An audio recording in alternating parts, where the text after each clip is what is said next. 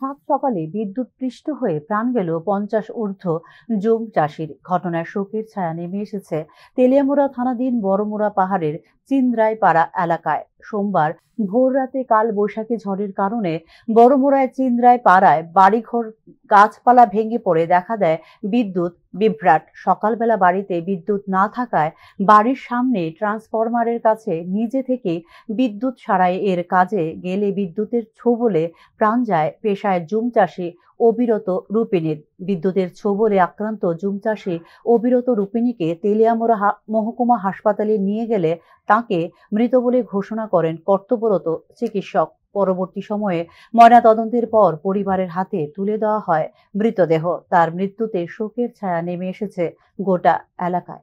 রাত্রে তুফান যে আইছে, এটা কারেন্ট মারে ওই গাছ টাছ ভাঙছে পড়ছে, আর কারেন্ট নাই বাড়িতে।